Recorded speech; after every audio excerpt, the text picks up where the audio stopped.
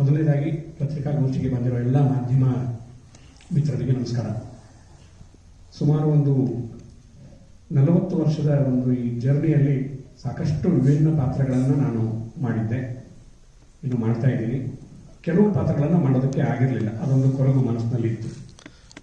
ಚಲನಚಿತ್ರದಲ್ಲೂ ಮಾಡೋಕ್ಕಾಗಿರಲಿಲ್ಲ, T ವಿಯಲ್ಲೂ ಮಾಡೋಕ್ಕಾಗಿರಲಿಲ್ಲ. ಈ ಪಾತ್ರಕ್ಕೆ ನನಗೆ ಶ್ರೀನಿಧಿಯವರು ತುಂಬ ಆತ್ಮೀಯರು.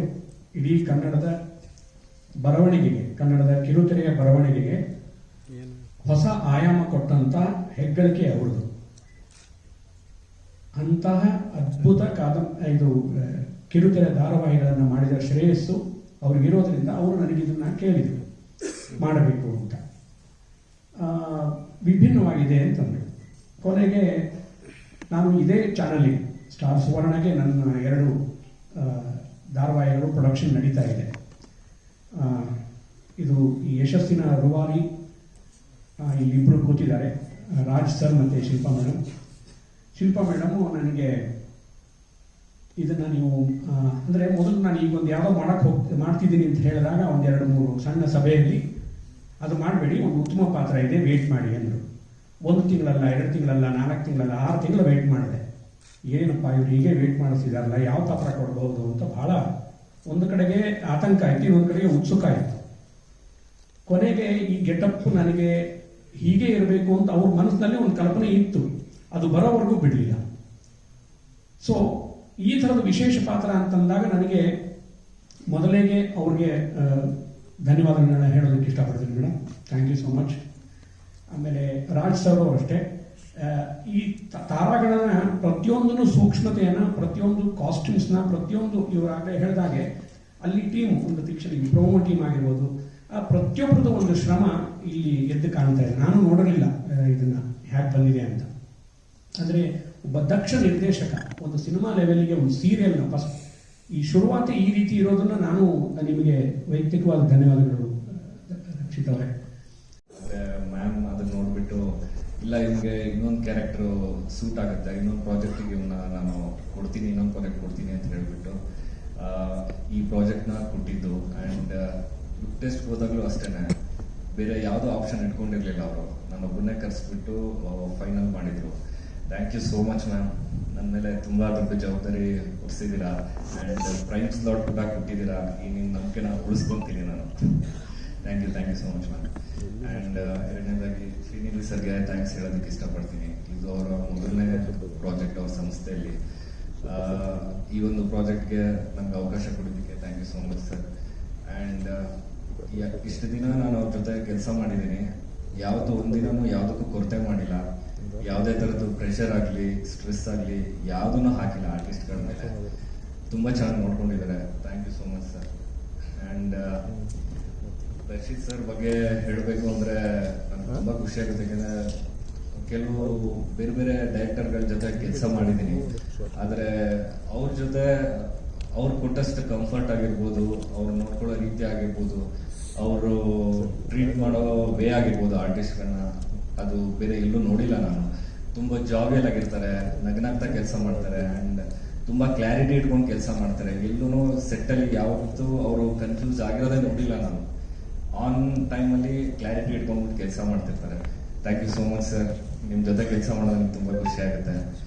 ಆ್ಯಂಡ್ ಕಾಸ್ಟಿಂಗ್ ವಿಚಾರಕ್ಕೆ ಬಂದರೆ ದೊಡ್ಡ ದೊಡ್ಡ ಆರ್ಟಿಸ್ಟ್ಗಳಿದ್ದಾರೆ. ಸುನಿಲ್ ಸರ್ ಇರ್ಬೋದು, ಸ್ಪಂದನ ಮ್ಯಾಮ್ ಇರ್ಬೋದು, ಇನ್ನೂ ಸುಮಾರು ಜನ ಆರ್ಟಿಸ್ಟ್ಗಳಿದ್ದಾರೆ. ಕಾಸ್ಟಿಂಗ್ A1 ಅಂತಾನೆ ಹೇಳ್ಬೋದು. ಯಾಕಂದರೆ ಎಲ್ಲರೂ ಅವ್ರವ್ರ ಪಾತ್ರನ ತುಂಬ ಚೆನ್ನಾಗಿ ನಿಭಾಯಿಸ್ತಾ ಬರ್ತಾ ಇದ್ದಾರೆ. ಆ್ಯಂಡ್ ಎಲ್ರಿಗೂ ಇದರಿಂದ ಹೆಸರು ಸಿಗಲಿ, ಫೇಮ್ ಸಿಗಲಿ ಅಂತ ಕೇಳ್ಬೋದು. ಆ್ಯಂಡ್ ಕತೆ ವಿಚಾರಕ್ಕೆ ಬಂದರೆ ಸರ್ ಹೇಳ್ದಂಗೆ ಇದೊಂದು political drama, normal regular pattern ಥರ ಇಲ್ಲ. ಆ್ಯಂಡ್ ಇದು ಜನಗಳಿಗೆ ಇಷ್ಟ ಆಗುತ್ತೆ ಅಂತಲೂ ಅನ್ಕೊಳ್ತಾ ಇದ್ದೀನಿ. ಹೆಸರಲ್ಲೇ ಜೈಕಾರ ಇದೆ. ಇದನ್ನ ಕರ್ನಾಟಕ ಜನತೆ ಎಲ್ಲರೂ ಮನೆಗೆ ಹೋಗಿ ಜಯಿಸ್ಲಿ ಅಂತ ನಾನು ಕೇಳ್ಕೊಳ್ತೇನೆ. Thank you so much. Package comedy, drama, ಅಳು, ನಗು ಆ್ಯಂಡ್ ತುಂಬ ಜಾಸ್ತಿ ಬರುವಂಥದ್ದು ನಗು. ಆ್ಯಂಡ್ ನನ್ನ ಕ್ಯಾರೆಕ್ಟರ್ಗೂ ಲಲಿತಾ ಕ್ಯಾರೆಕ್ಟರ್ಗೂ ತುಂಬ ಡೆಡ್ ಆಪೋಸಿಟ್. ಸೊ ಗೊತ್ತಿಲ್ಲ ನನ್ನ ಕ್ಯಾರೆಕ್ಟರ್ ಹೆಂಗೆ ಹೊಂದುತ್ತೆ ನನಗೆ ಅಂತ. ಇವಳ ಕೈ ಮಾಡ್ಬೋದು ಅಂತ ನನಗೆ ಈ ಸೀರಿಯಲ್ಗೆ ಅವಕಾಶ ಮಾಡಿಕೊಟ್ಟಂತ ಶಿಲ್ಪಾ ಮ್ಯಾಮಿಗೆ ಥ್ಯಾಂಕ್ ಯು ಸೋ ಮಚ್. ನನ್ನ ಮೇಲೆ ಇಷ್ಟು ನಂಬಿಕೆ ಇಟ್ಟಿದ್ದಾರೆ. ಆ್ಯಂಡ್ ಶ್ರೀನಿಧಿ ಸರ್ಗೂ thank you so much. So ಹಾಗೆ ನನ್ನ ಸುನಿಲ್ ಪುರಾಣಿಕ್ ಸರ್ ಕೂಡ ನನಗೆ ತುಂಬ ಸಪೋರ್ಟ್ ಮಾಡಿದ್ದಾರೆ ಈ ಸೀರಿಯಲ್ಗಾಗಲಿ. ಎಂಟೈರ್ ಜರ್ನಿ ನಾನು ಹಿಂದೆ ಸಿನಿಮಾ ಮಾಡಿದ್ರಲ್ಲೂ ಅವರೇ ಇದ್ರು. ಆ್ಯಂಡ್ ಅವ್ರ ಜೊತೆ ವರ್ಕ್ ಮಾಡೋದಕ್ಕೆ ನಂಗೆ ತುಂಬ ಖುಷಿ ಆಗುತ್ತೆ. Thank you sir. So Lalitha ನನ್ನ ಕ್ಯಾರೆಕ್ಟರ್ ಡೆಡ್ ಆಪೋಸಿಟ್ ಕ್ಯಾರೆಕ್ಟರ್ ಆಗಿರೋದ್ರಿಂದ ನನಗೆ ಸ್ಟಾರ್ಟಿಂಗಲ್ಲಿ ತುಂಬ ಕಷ್ಟ ಆಯಿತು ನನ್ನ ಕ್ಯಾರೆಕ್ಟರ್ ಕೊಂಡಿಸ್ಕೊಳ್ಳೋದಕ್ಕೆ. ತುಂಬ ಪ್ರಯತ್ನ ಪಟ್ಟೆ. ಆಡಿಷನ್ ಟೈಮಲ್ಲೂ ನಾನು ಎಷ್ಟು ಚೆನ್ನಾಗಿ ಮಾಡಿದೆ ಅಂತ ನನಗೆ ಗೊತ್ತಿಲ್ಲ. ಬಟ್ ನಾನು ಸೆಲೆಕ್ಟ್ ಆದೆ ಆ್ಯಂಡ್ ಖುಷಿ ಆಯಿತು. ಬಟ್ ಬಿಗಿನಿಂಗಲ್ಲಿ ನನ್ನ ಪಾತ್ರ ಈ ಥರ ಅಂತ ನನಗೆ ಗೊತ್ತಿರಲಿಲ್ಲ. ಅದಾದಮೇಲೆ ವರ್ಕ್ಶಾಪ್ ಎಲ್ಲ ಮಾಡಿದ್ವಿ, ಪಾತ್ರ ಕುತ್ಕೊಂತು. ಬಟ್ ಇದಕ್ಕೆ ಆ್ಯಕ್ಚುಯಲ್ ರೀಸನ್ ಬಂದು ದರ್ಶಿತ್ ಸರ್. ಸೊ ನಾನು ಏನೇ ಮಾಡಿರ್ಬೋದು, ಬಟ್ ಪ್ರತಿಯೊಂದು ಸೀನಿನೂ ಲೈಕ್ ಇಮಿಡಿಯೇಟಾಗಿ ಸ್ವಿಚ್ ಆಗ್ತಾ ಇರುತ್ತೆ ನನ್ನ ರಿಯಾಕ್ಷನ್ಸು ಆ್ಯಂಡ್ ಪ್ರತಿಯೊಂದು ಎಮೋಷನ್. ಇವಾಗ ನಾನು ಕೋಪದಲ್ಲಿದ್ದ ತಕ್ಷಣ ಕಾಮಿಡಿಗೆ ಸ್ವಿಚ್ ಆಗ್ತೀನಿ. ಆ ಥರ ರಿಯಾಕ್ಷನ್ಸ್ನ ದರ್ಶಿತ್ ಸರ್ ನನಗೆ ಹೇಳ್ಕೊಟ್ಟಿದ್ದು. ಈ ಪಾತ್ರನ 50% ನಾನು ನಿಭಾಯಿಸೋದಕ್ಕೆ ಕಾರಣನೇ Darshith sir. And thank you so much Darshith sir. And ನನ್ನ ಎಲ್ಲ ಕೋ-ಆರ್ಟಿಸ್ಟ್ಗಳಿಗೂ ನಂಗೆ ತುಂಬ ಸಪೋರ್ಟ್ ಮಾಡಿದ್ದಾರೆ. And great thanks for technicians. Because ನಾವು ಎಷ್ಟೇ ಮಾಡ್ಬೋದು, ನಮ್ಮ ಬ್ಯಾಕ್ ಬೋನೇ ಟೆಕ್ನಿಷಿಯನ್ಸ್. ನಾವು ಬಂದು ನಟನೆ ಮಾಡೋಗ್ತೀವಿ, ಬಟ್ ನಮ್ಮಿಂದ ತುಂಬ ಕೆಲಸ ಮಾಡ್ತಾರೆ. ಕ್ಯಾಮ್ರಾಮ್ಯಾನ್ ಕೃಷ್ಣ ಸರ್ ಆಗಿರ್ಬೋದು, ಬೇಬಿ ಸರ್ ಆಗಿರ್ಬೋದು. ಆ್ಯಂಡ್ ಎಲ್ರಿಗೂ thank you so much. Muthu sir ಆಗಿರ್ಬೋದು.